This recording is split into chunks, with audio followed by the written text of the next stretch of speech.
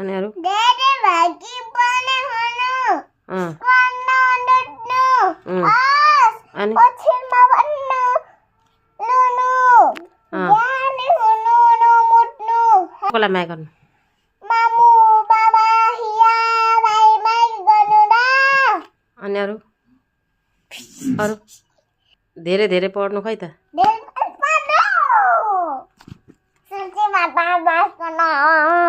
नमस्कार नमस्कार हातले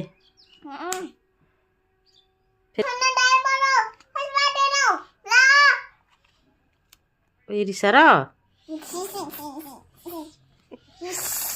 रिसाउनु भएको क्या न ढाका